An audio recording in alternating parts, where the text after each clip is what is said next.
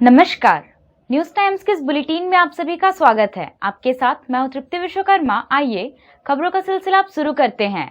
माहुरी वैश्य मंडल की ओर से सदर बाजार स्थित माहुरी भवन में मां मथुरासिनी महोत्सव मनाया जा रहा है। कोरोना संक्रमण के खतरा को देखते हुए इस बार कार्यक्रम को बहुत ही सीमित कर दिया गया है। पारंपरिक पूजा और आरती के साथ 3 दिनों तक महोत्सव मनाया जाएगा। सोमवार की सुबह माहुरी समाज के लोगों ने विधि विधान के साथ मां मथुरासिनी की पूजा अर्चना की। स्थापित प्रतिमा की आरती की गई और फिर कम संख्या में मौजूद महिलाओं द्वारा भजन गाया गया। 3 दिनों तक पूजा, आरती और भजन का यह सिलसिला चलता रहेगा। कोविड-19 संक्रमण को देखते हुए और जिला प्रशासन द्वारा जारी गाइडलाइन का पालन करते हुए माहुरी वैश्य मंडल द्वारा भंडारा और विभिन्न तरह की प्रतियोगिताओं का कार्यक्रम स्थगित कर दिया गया है। माहुरी वैश्य मंडल के अध्यक्ष दिलीप राम ने बताया कि बुधवार को पूजन और हवन के बाद विसर्जन का कार्यक्रम होगा। उन्होंने कहा कि कोरोना के कारण भंडारा और शोभा यात्रा को रद्द कर दिया गया है। प्रसाद का वितरण घर घर जाकर किया जाएगा। पूजा आरती और शाम को आरती और पूजा है, और कल भी सुबह में पूजा आरती और शाम को भी माने कम संख्या में महिलाओं का भजन एक है। कम संख्या में माने 8-10 लोग रहेंगे कोविड-19 को देखते हुए। और परसों लोग सुबह में हम लोग हवन, पूजा और शाम को विसर्जन है। कोविड-19 को देखते हुए हम लोग ने भंडारा और ये शोभा यात्रा को रद्द कर दिया है। ये सब चीज़ हम लोग माने कोरोना को देखते हुए हम लोग ये सब चीज़ समाज के भवन के अंदर ही माने कम संख्या में लोगों उसको करने का प्रयास कर रहे हैं। आयोजन तो फर्क पड़ा है काफ़ी। हम लोग जो निमंत्रण कार्ड हम लोग बांटते थे पूरे समाज को, इस बार सीमित मात्रा में ही हम लोग समाज को ही निमंत्रण दिए हैं कि आप लोग आइए कम संख्या में, और प्रसाद का वितरण घर घर का पहुंचा दिया जाएगा। कोरोना के बढ़ते संक्रमण की रोकथाम के लिए जैंट्स ग्रुप ऑफ चाईबासा की ओर से जैन मार्केट चौक पर लोगों के बीच मास्क का वितरण किया गया। जायंट्स ग्रुप के सदस्यों ने रास्ते में आने जाने वाले लोगों को मास्क को वितरित करते हुए कोरोना के संक्रमण के प्रति सावधान किया और दूसरों को भी जागरूक करने की अपील की। इस दौरान चाईबासा के एसडीओ शशिंद्र कुमार बड़ाइक और चाईबासा के एसडीपीओ दिलीप खलखो भी मौजूद रहे। एसडीओ ने कोरोना को लेकर जायंट्स ग्रुप के पहल की सराहना की और राहगीरों को कोविड-19 से बचाव के लिए जागरूक किया। आए दिन कोरोना के बढ़ते संक्रमण को देखते हुए अभी हम लोगों के द्वारा चाईबासा में जैंट्स ग्रुप के द्वारा ये मास्क का वितरण किया गया है, वो बहुत ही सराहनीय है। छोटे छोटे ग्रुप में यदि मास्क का वितरण कर लोगों को जागरूक किया जाए तो हम लोग कोरोना को बहुत हद तक से बचाव के लिए हम लोग अपने आप को सक्षम कर पाएंगे। जायंट्स ग्रुप चाईबासा शाखा द्वारा कोरोना के बढ़ते प्रकोप को देखते हुए स्थानीय जैन मार्केट चौक पर मास्क वितरण का कार्यक्रम आयोजित किया गया। इनका मुख्य उद्देश्य यही रहा कि पिछले वर्ष की भांति इस वर्ष पुनः आप सभी देख रहे हैं कि काफ़ी कोरोना का प्रकोप बढ़ते जा रहा है, तो कम से कम जागरूकता ही एक इसका सफल समाधान है। इसी को मद्देनजर रखते हुए जैंट्स ग्रुप चाईबासा और फेडरेशन एड के अध्यक्ष दीपक शर्मा जी ने सुझाव सदस्यों के बीच रखा, जिसको सदस्यों ने सर इसे स्वीकार करते हुए हमारे आगे के पदाधिकारियों से बात कर इस कार्यक्रम को आज यहाँ पर जैन मार्केट चौक पर सुनियोजित किया। सरहुल, नवरात्रि और स्थानों पर समारोह या सभा पर रोक लगा दी गई है। सभी प्रकार की रैली और जुलूस पर भी प्रतिबंध लगा दिया गया है। डीजे और तेज आवाज वाले माइक का भी प्रयोग नहीं किया जा सकता है। कोरोना के बढ़ते संक्रमण को देखते हुए प्रशासन की ओर से यह कदम उठाया गया है। चाईबासा सदर के अनुमंडल पदाधिकारी शशिंद्र कुमार बड़ाइक द्वारा दंड प्रक्रिया संहिता 1973 की धारा 144 के अंतर्गत प्रदत्त शक्तियों का प्रयोग करते हुए 30 अप्रैल तक प्रतिबंधित आदेश लागू किया गया है। एसडीओ ने कहा कि कर्तव्य पर तैनात पुलिस कर्मियों और उन समुदायों पर निषेधाज्ञा लागू नहीं होती जो वैदिक रीति रिवाज के अनुसार शस्त्र धारण करते हैं। यदि कोई व्यक्ति विधि विरुद्ध कार्य करेगा तो उसके खिलाफ आईपीसी की धारा 188 के तहत कार्रवाई की जाएगी। और अभी हम लोग जान रहे हैं कि पूरे क्षेत्र में 144 भी लगा हुआ है, इसलिए लोग अनावश्यक रूप से भीड़ भाड़ ना करें और कोरोना का सबसे अच्छा बचाव यही है कि खुद की सावधानी। आप खुद जब भी बाहर निकलें मास्क पहन के बाहर निकलें, सोशल डिस्टेंसिंग पालन करें और भीड़ भाड़ से दूर ही रहें। तो कोरोना से आप खुद अपना बचाव खुद कर सकते हैं। आप खुद भी बचें, अपने परिवार को बचाएं, समाज को बचाएं। इससे ही हम लोग अपनी सावधानी या अपना जो व्यवहार में परिवर्तन ला के ही कोरोना को हम लोग बहुत हद तक इससे हम लोग अपने आप को दूर भगा सकते हैं।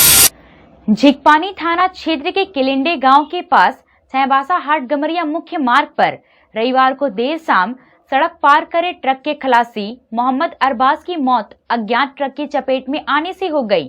शव को पुलिस ने सदर अस्पताल में पोस्टमार्टम कराकर परिजनों को सौंप दिया। खलासी के शव को नवागांव बोकारो ले जाया गया। इस संबंध में पुलिस ने अज्ञात ट्रक चालक के खिलाफ मामला दर्ज कर लिया है। वैश्विक महामारी कोरोना की दूसरे लहर को लेकर देश में त्राहिमाम मचना शुरू हो गया है। सरकार और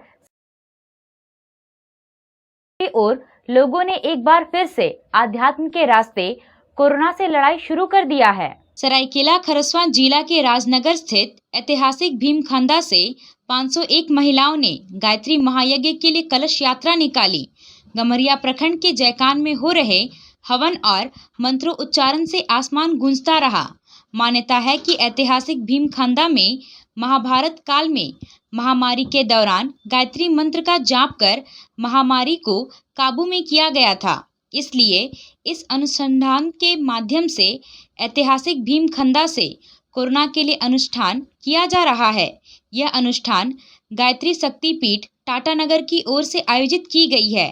इस अनुष्ठान से ग्रामीणों का मानना है कि कोरोना रूपी राक्षस अब देव शास्त्रों के मंत्रोच्चारण से ही दूर भागेगा। यह बात अलग है कि इस पूरे आयोजन में कोविड-19 प्रोटोकॉल का खुलेआम उल्लंघन किया गया। किसी के चेहरे पर ना तो मास्क दिखाई दिया, ना ही सोशल डिस्टेंसिंग का पालन किया गया।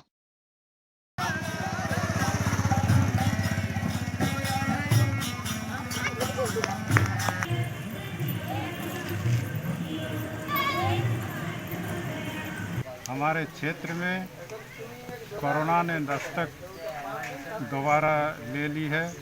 इसीलिए हम सब ग्रामीण और गायत्री परिवार मिलकर जयकान गांव में कोरोना को जड़ से मिटाने हेतु यज्ञ का आयोजन करने का निर्णय लिया।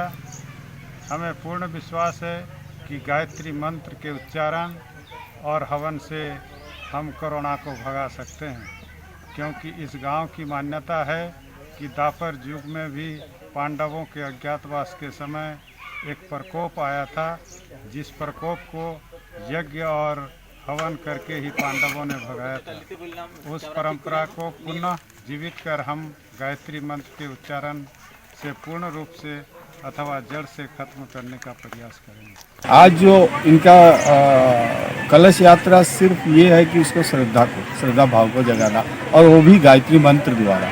और गायत्री मंत्र सिर्फ रूहानी ताकत को बढ़ाता है और सिर्फ आत्मल को बढ़ाता है।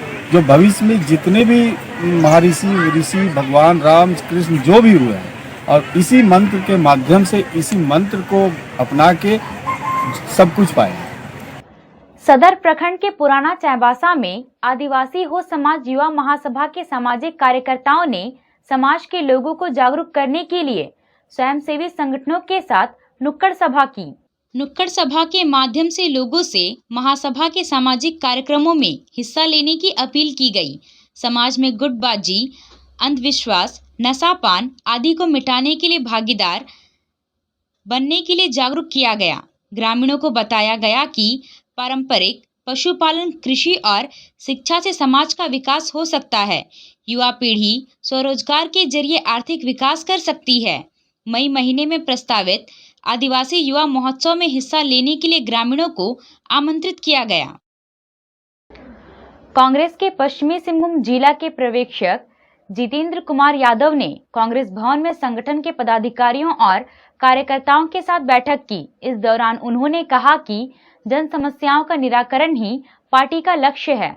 यदि जन समस्याओं का समाधान नहीं होता है तो ऐसी स्थिति में आवश्यकता पड़ने पर विपक्ष की भूमिका में अधिकारियों के खिलाफ विरोध प्रदर्शन भी किया जा सकता है। पिछले 2 महीने से जिले के कुछ प्रखंडों में जन समस्याओं के समाधान के लिए कांग्रेस की ओर से साप्ताहिक हेल्प डेस्क कार्यक्रम चलाया जा रहा है। आज की बैठक में लंबित जन समस्याओं के बारे में चर्चा की गई।